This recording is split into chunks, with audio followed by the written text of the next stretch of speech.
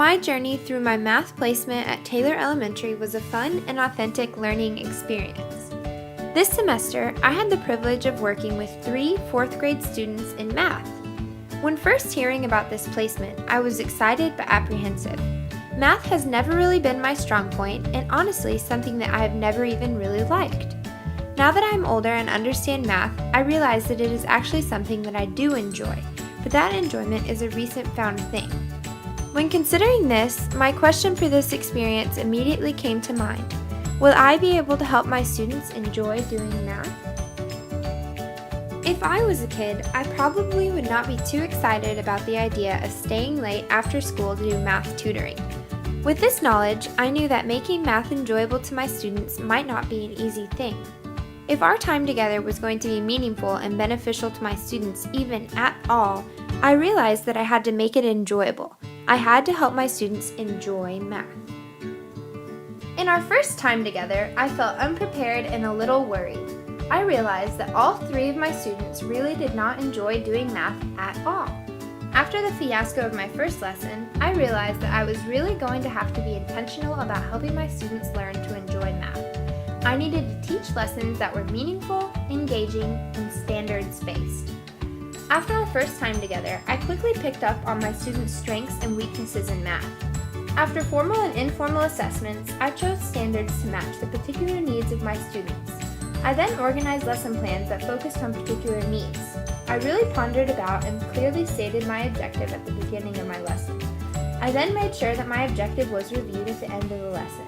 I did this because I wanted the objective to be the lasting thought left with my students. I made sure to create engaging activities and lessons that were fun and engaging, always having the goal of helping my students learn to enjoy math in the back of my mind. A big area of need that I noticed with my students was working with story problems. In our first lesson together, I wanted to show my students how to take a step back and really focus on what a story problem is and how to solve it. Together, we created a chart to help us learn what steps to take to solve a story problem. Throughout our time together, we worked on story problems that involved addition, subtraction, multiplication, division, and working with time. When creating the story problems, I modified each of them so that the main character in each problem was the child working the problem. Just something simple like changing the name made my students so excited and engaged in the problem. They would laugh at the answers, trying to imagine themselves acting out the problem in a real-life situation.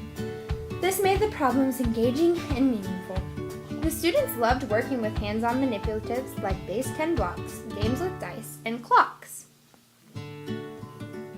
As time went on, my students became more and more confident working with story problems. Each time, I created problems that were just a little more complicated than the time before. About halfway through, however, I made a mistake and made them a bit too difficult. It was a headache for me, as I felt like we ended up doing the problems together the entire time, me getting tired of explaining and them getting tired of listening. This was a valuable lesson for me, and one that I will carry with me throughout my future teaching. As soon as I noticed my students becoming too frustrated, I immediately tossed the story problems aside and brought out our math games to play instead.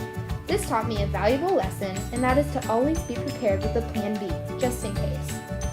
Each day at the end of tutoring, we would come together for a time of sharing and collaboration. That was my students' favorite time of the lesson as they explained problems to one another, each of them gaining confidence over time. At the end of our time together, I realized that I was able to help my students enjoy math as we explored new ways to approach problems together. From this journey, I learned how important it is that my future lessons are student-centered in nature. In order for my students to enjoy math, I realized that I must work to make the lessons engaging and fun. My goal as a future math teacher is to help all students learn to enjoy math by always creating creative and engaging lessons that are standards-based with strong objectives.